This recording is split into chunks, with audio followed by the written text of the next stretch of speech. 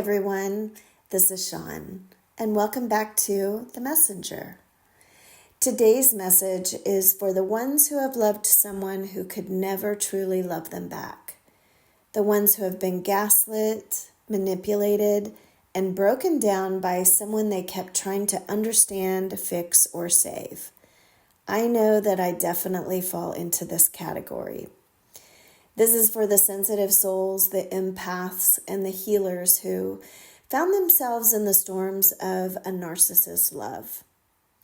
Before I share the story from today's session, I want to explain something that's important for you to understand, especially with my background in counseling and psychology.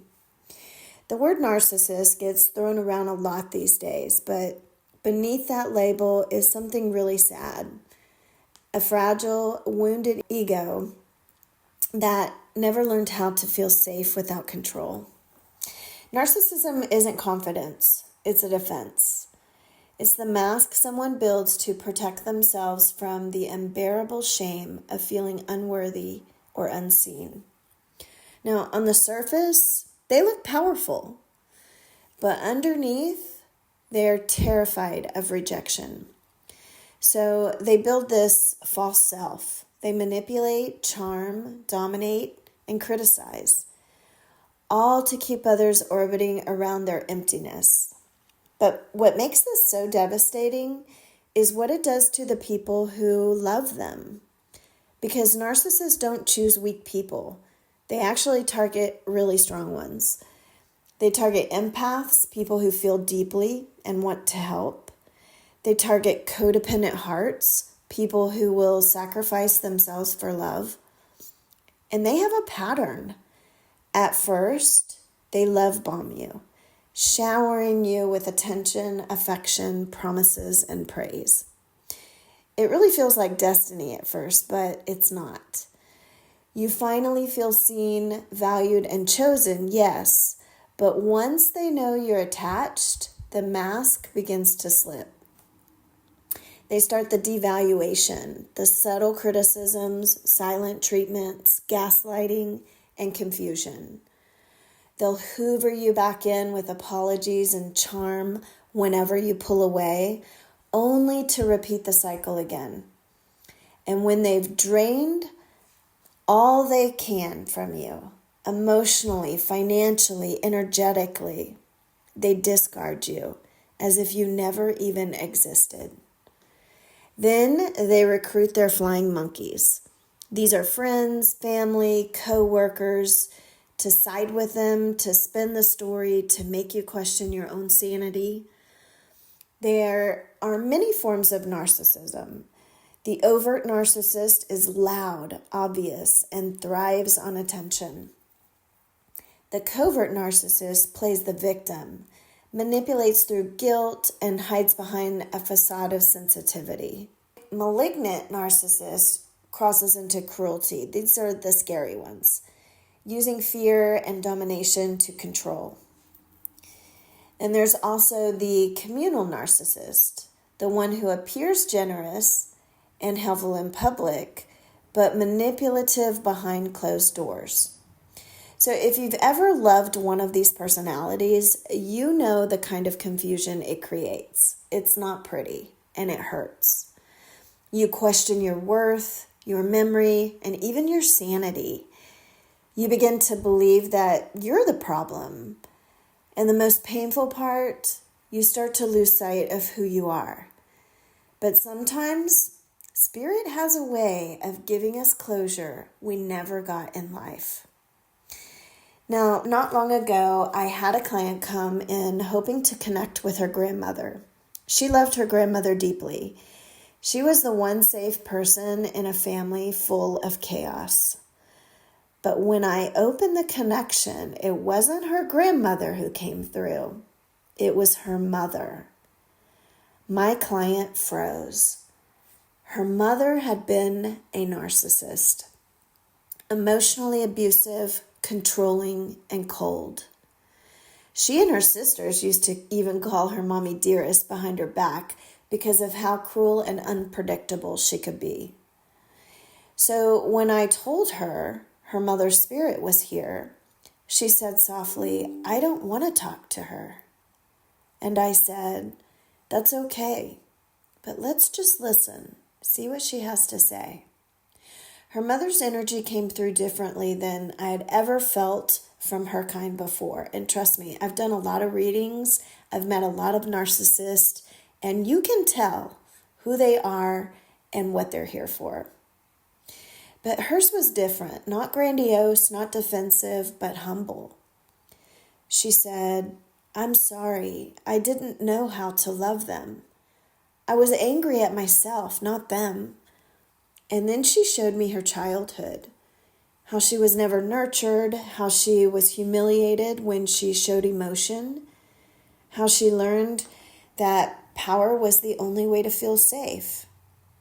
This was surprising to my client because her experience of her grandmother was nothing like this. She said, "Please tell her that I see what I did to her now. I broke something sacred in her spirit, and I am so very sorry." The room grew quiet.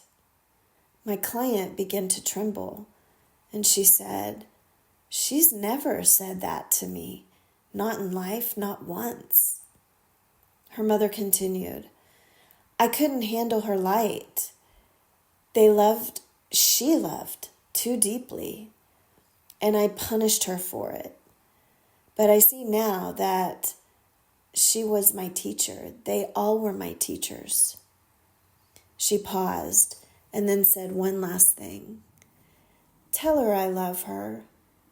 Tell her I'm proud of her for healing what I couldn't." And my client just cried. Not because it erased the pain, but because it finally gave meaning to it. It was as if years of therapy, tears, and confusion suddenly aligned. She said, "For the first time in my life, I feel like I can stop trying to fix what was broken. I was never broken. Now I can just be free." That session changed her. It changed me. It reminded me that even the most broken souls, even those who hurt us the most, are not beyond redemption. Sometimes healing doesn't come in the way that we expect. Sometimes it comes from the one person we thought would never say sorry. For those who have survived narcissistic abuse, I want to say this to you. You're not crazy. You're not too sensitive, and you were never too much. You were simply someone who loved with an open heart, and that love was used against you. But it's time to take your power back. Healing from narcissistic abuse takes time, even years. It's not linear, it's layered, but you can heal. One tool that I often recommend is cinema therapy. It's using film and movies to heal what words can't always reach. A powerful movie for this kind of recovery is Gaslight, made in 1944. The film that gave the term its actual name. Watching it really helps you see the manipulation for what it is, helps you detach from the shame, and reclaims your clarity. Other movies like Sleeping with the Enemy or The Invisible Man show how reclaiming your safety and identity is a sacred act of courage. Movies can really speak to your subconscious. They help us heal, they help us feel seen, and they let the body release the emotions it's held for way too long. And if you've been through this, please know, you don't have to heal alone. Therapy, support groups, somatic work, prayer, and spiritual counseling all help bring you back to your true self. I would love to share this prayer for you. So close your eyes, hand over heart, and breathe in. This is for the souls, the ones who loved too deeply. You didn't imagine the pain. You did not deserve the cruelty. You are not weak for wanting love. You were pure for believing in it. May every lie that was spoken over you be replaced with truth. May every silent treatment be healed with peace. May every manipulation dissolve in the light of your awareness. You no longer have to explain, justify, or shrink yourself to be safe. You are no longer bound to their approval. You are rising from the ashes of what they tried to destroy. And as you rise, may you remember this. Empathy is not your weakness. It is your gift. Your sensitivity is sacred. Your love is medicine. And you are not the broken one. You are the awakened one. And love, the real kind, still exists, waiting for you to believe in it again. Amen. And so it is. Now, if this message spoke to you, please take a moment to subscribe and share the messenger. Every view, like, and comment helps this channel reach others who are trying to heal from emotional abuse and rediscover their light. And if you'd like a deeper connection, a session to hear directly from the other side, I would be honored to hold that space for you. Thank you for listening. Thank you for feeling. And thank you for letting me be the messenger today.